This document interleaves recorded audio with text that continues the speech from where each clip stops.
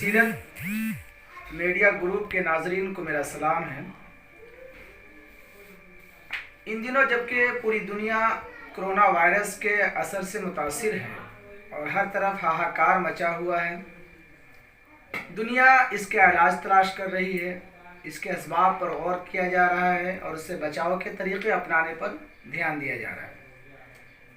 इसी दरमियान आज मेरे बीच 3 डॉक्टर्स की एक टीम है, जिनमें बीच में बैठे जनाब डॉक्टर हसनैन कैसर साहब हैं, जो किडनी के माहिर मुआलिज हैं। इसके अलावा वो कांग्रेस मेडिकल सेल के रियासती सदर भी हैं। उनके साथ डॉक्टर मोहम्मद मुस्तफ़ीज़ अहमद है, जो जनरल फिजिशियन हैं और ज़िला सदर मेडिकल सेल भी है। दरभंगा के वो मेडिकल सेल के सदर हैं।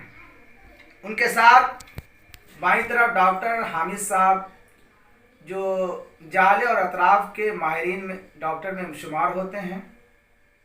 वो जनरल फिजिशियन हैं और मेडिकल सेल कांग्रेस के जनरल सेक्रेटरी भी हैं।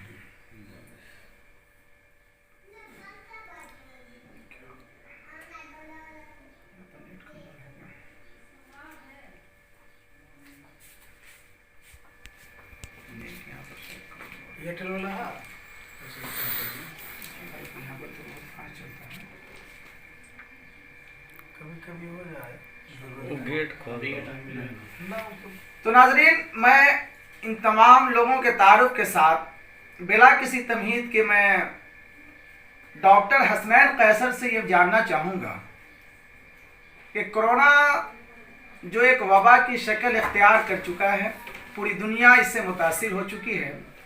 इस सिलसिले में आप बहैसियत डॉक्टर इस बीमारी को किस हैसियत से देखते हैं और इसके पास और आपके पास इस बीमारी से बचाव का क्या तरीक़ाकार है? आप इस पर कुछ रोशनी डालिए। पहले मैं सबसे पहले आपका शुक्रिया अदा करूंगा और सारे जो सामीन कराम हैं उनको अपने मशवरे से मुफीद देना चाहूँगा। देखिए, ये कोरोना वायरस जो है एक वायरस है जो कि हमारे सबसे ज़्यादा हमारे फेफड़े पे असर डालता है। क्योंकि वायरस है ये, इसके लिए अभी तक कोई दवाइयाँ का इजाद नहीं हो पाया है और हम सभी को पता है कि ये पूरे हिंदुस्तान में और अब भारतवर्ष में भी और हमारे बिहार में भी अब आ चुका है और एक वबा की शक्ल में, ये जो पहले से ही WHO ने इसे पैंडेमिक की शक्ल दे रखी है, इसका असर यहाँ शुरू होना हो चुका है।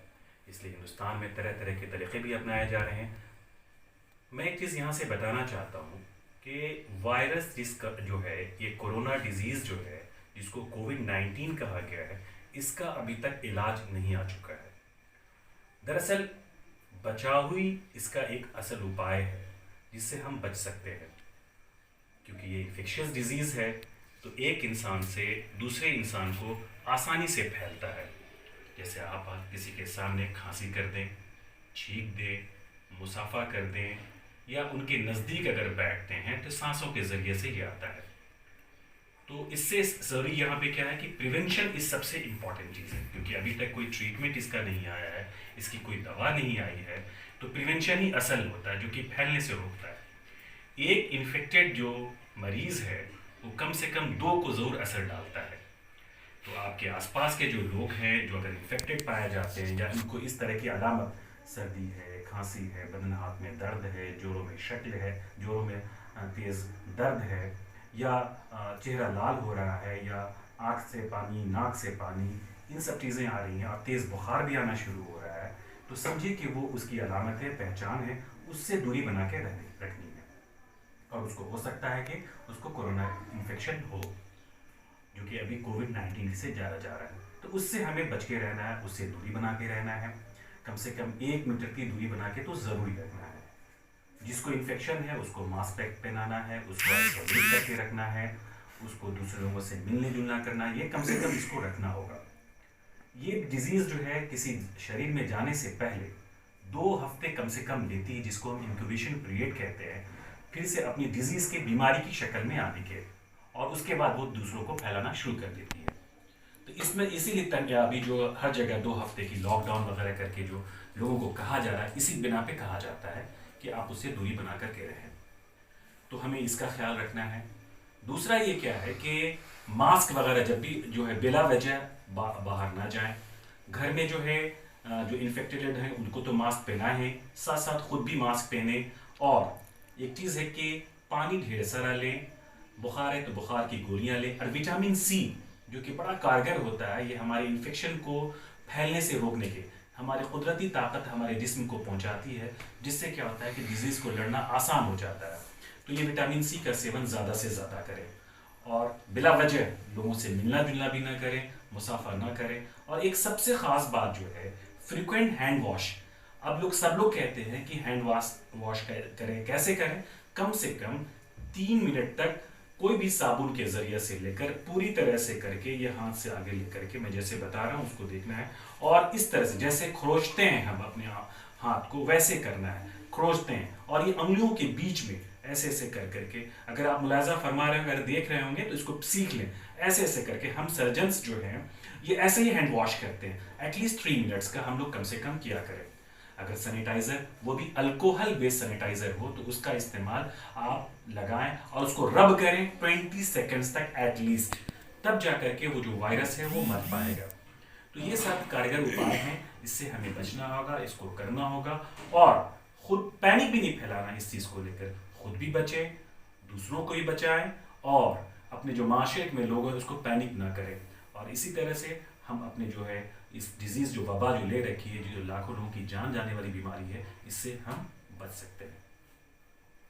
जनाब डॉक्टर मुस्तफ़ी साहब, आप इसको किस हैसियत से देखते हैं? आपकी नज़र में क्या है कोरोना वायरस? इससे बचाव का कोई माकूल तरीका आपकी नज़र में है? बस इसमें जो है ना प्रिवेंशन ही है, और इसमें कुछ करना नहीं है। ज़्यादा से ज़्यादा पानी पीना है हम लोगों को, और विटामिन सी का ज़्यादा इस्तेमाल करना है, और परहेज़ करें एक दूसरे से मिलने से, और एक दूसरे के साथ ज़्यादा देर ना रहें भी तो डिस्टेंस बना करके रखें, मिनिमम 1 मीटर का। डॉक्टर हामिद साहब, आपके तजर्बे में कुछ इसमें कोई नई बात जोड़ सकते हैं जो डॉक्टर हसनैन कैसर साहब ने और डॉक्टर मुस्तफ़ी साहब ने जो इशारा किया कि कोरोना वायरस से हम किस तरह लड़ सकते हैं, इसका मुकाबला कर सकते हैं, इससे बच सकते हैं, इससे दूसरों को बचा सकते हैं? इन्होंने बहुत सारे मशवरे दिए। आप अपने तजर्बे की रोशनी में कोई नया मशवरा देना चाहेंगे? अभी तक इससे ज़्यादा कोई भी चीज़ बचाव के लिए नहीं है। गोया कि आप डॉक्टर साहब ने जो बताया है इससे बेहतर कोई तरीका नहीं है। अभी आपकी नज़र में इससे बचाव का सबसे माकूल तरीका गोया एहतियात है। एहतियात। तो नाजरीन, जैसा कि आपने 3 डॉक्टरों की कीमती बातें सुनी, डॉक्टर हसनैन कैसर साहब ने बड़ी तफसील से आपको याद दिलाई और समझाई कि इस वक्त हम जिस आफत से, जिस बड़ी बीमारी से लड़ रहे हैं, उससे लड़ने का सबसे आसान इलाज जो है एहतियात है। और एहतियात हमें इस तरह करनी है कि अपने हाथों को धोना है, जिस तरह उन्होंने इशारा किया। ऐसी जिनको खांसी सर्दी इस तरह का शुबा हो, उनसे दूरी बना कर रखनी है, और एहतियात करना है मिलने जुलने से। डॉक्टर हसनैन साहब, मैं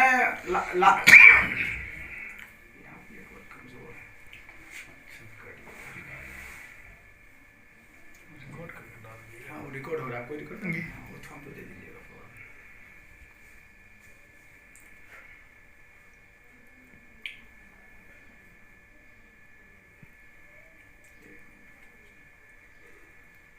जो ICMR है या दीगर जो हमारी रिसर्च के जो डिपार्टमेंट है, इतनी पूरी तरह से वाज़ह कर रखा है कि अभी तक हमारे पास न हमारे हिंदुस्तान में दवा है, न हमारे किसी दुनिया में किसी दूसरे ममालिक के पास ये दवाइयाँ हैं।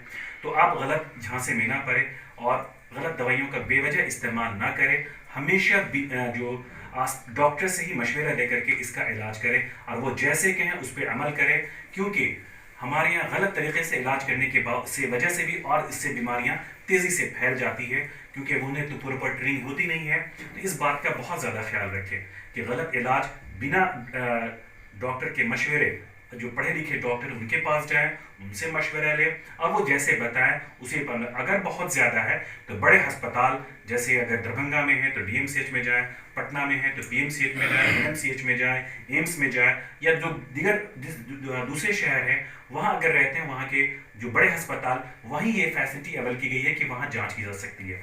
वहाँ जाएं, वहाँ से मुहैया कराएं और वो फैसिलिटी दी गई है, उससे आप फैजाब हों तो आप ही बच सकते हैं, वरना और मुश्किलें, क्योंकि ये फैलने वाली बीमारी, मैं बार बार कहना चाहूँगा ये कि कॉन्टामिनेटेड डिजीज़ है, ये इन्फेक्शियस डिजीज़ है जो आसानी से एक से दूसरे में चली जाती है। सिंपल सर्दी कर दिया, छींक दिया उसके सामने और वो छींकी हुई हवा वो इंसान अगर अपने जिस्म में ले लेता है तो उनके चला जाता है, वो वायरस वहाँ तेज़ी से फैलने लगता है और आपको बहुत ही मुश्किल चीज़ में पैदा कर देता है, जो ARDS कहते हैं, एक्यूट रेस्पिरेटरी डिस्ट्रेस सिंड्रोम, जो एक निमोनिया का सबसे आखिरी स्टेज होता है, जिसमें आपके सांस की नलियों में जो है पानी भर जाता है, वो कॉन्जेस्टेड हो जाता है और ऑक्सीजन की काफ़ी कमी हो जाती है और आप बेहोश हो जाते हैं, गुनूदी में चले जाते हैं, कोमा में चले जाते हैं और अल्टीमेटली आपको वेंटिलेटर की ज़रूरत पड़ती है। अगर वेंटिलेटर नहीं मिलता है तो आपकी डेथ हो जाती है। तो ये बहुत मुश्किल चीज़ है, इसको समझना है और समझ के इस पर अमल करना है और गलत फहमी में हरगिज़ नहीं पड़ना है। बहुत बहुत शुक्रिया सामीन आपका।